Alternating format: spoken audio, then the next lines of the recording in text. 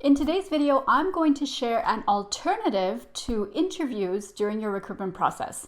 Stick around until the very end of the video where I give you access to my full proven recruitment process that I have been perfecting over the last 15 years. My name is Sadaf Sheikh, and over that time, I have filled over 300 roles in its entirety, and I have made many hiring mistakes, from hiring the wrong person to taking 6 to 8 months to hire one role. So I've definitely learned what works and what doesn't work. But here's an interesting statistic.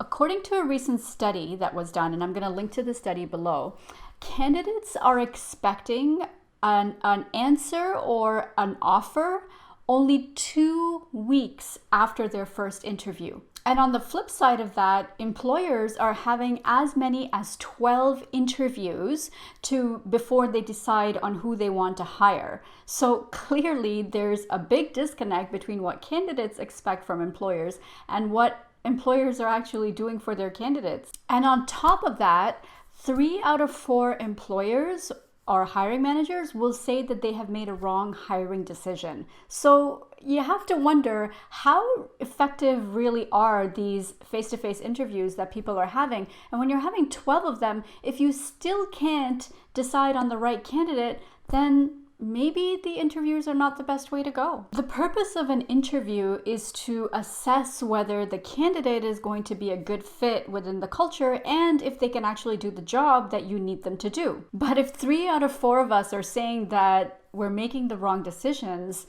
then there's an alternative that we have to consider to interviews. So today I wanted to talk about the one thing that I feel is an underappreciated, undervalued tool to truly assess whether a person is going to be a good fit in your company and if they're going to be able to do the job right. And that tool is assessments. Now, assessments, in my opinion, are the most useful way to find out if a candidate is going to be able to do the job that you're going to hire them to do.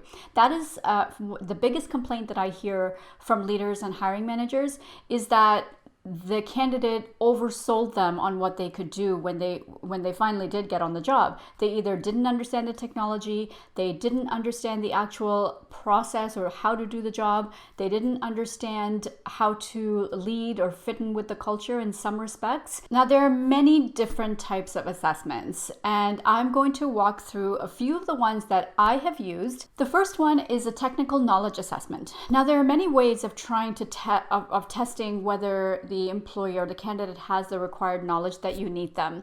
One of the ways that you can do this is by administering specific technology tests. Even in the virtual world, this is possible. So you could share your screen and just have them walk you through how they would navigate the tool or the system and do the desired activity or outcome, whatever it is that you need. The second assessment is a writing assessment. So every single one of us have to write emails, or we have to write some kind of material, whether it's a project plan or a proposal, or regardless of what the activity or what type of writing assessment they need to do, you can simply give them that writing assessment. And again, when you're doing virtual interviews, it's as simple as saying, I'm going to leave the room for 10 minutes or 15 minutes or 30 minutes, whatever you need to give them. And I'm going to come back and I'm going to, and then you can submit your writing assignment to me. You can do it in that time that I'm not here. I would caution against giving this as part of your homework unless it's a longer piece, like it's an article, or if it's, something a bit more in-depth and detailed, because you want to be able to know that the person is doing it by themselves in real time without getting additional help from the outside. And following that, a third one is verbal assessments. Now, verbal assessments are for anything related to any kind of speaking assignment. So obviously you have the interview, which is a face-to-face speaking assessment.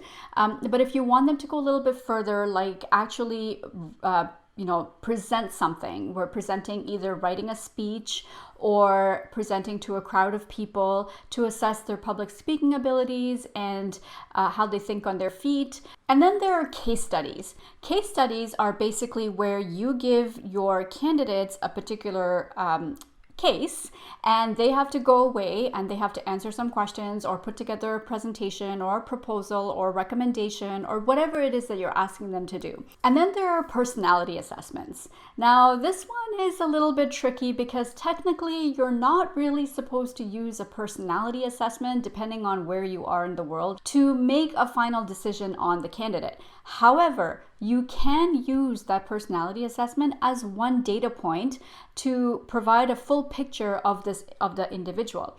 I'm also not a huge fan of personality assessments because I feel like they're hit or miss depending on how good the assessment actually is.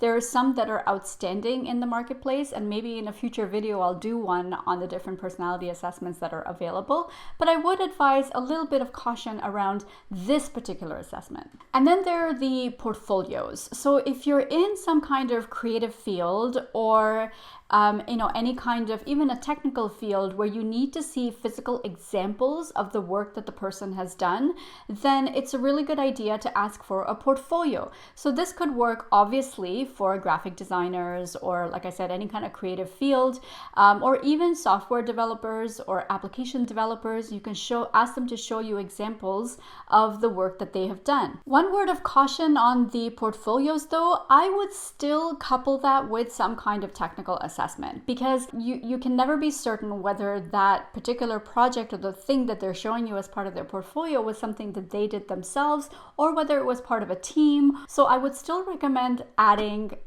some kind of other technical assessment to go with the portfolio. Another one that I want to talk about are the pre-application assessments. Now, this is not an assessment as much, but in an applicant tracking system, sometimes you will be able to have a set of questions that you can ask every applicant to answer.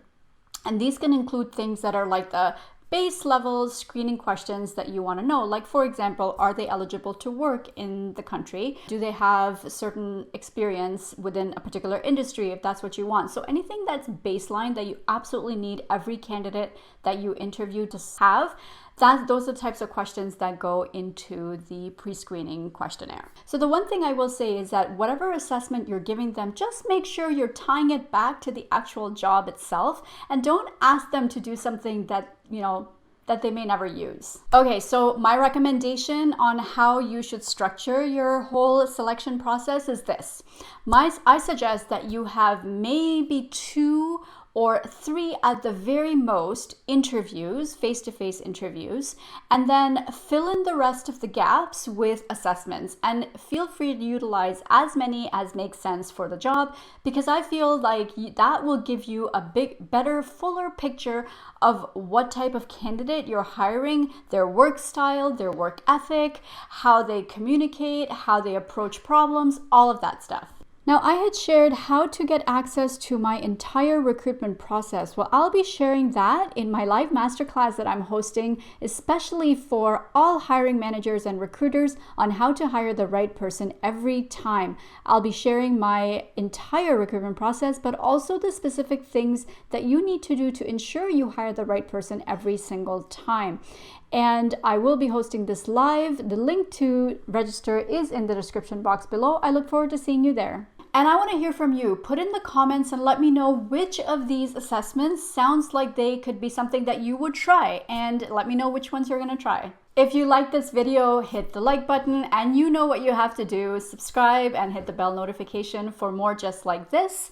And I would suggest that you take a look at these other videos for a little bit more around recruitment and how to go about the process. All right, my friends, that's it for today. Come back same place, same time next week for more on building and nurturing your high performance culture.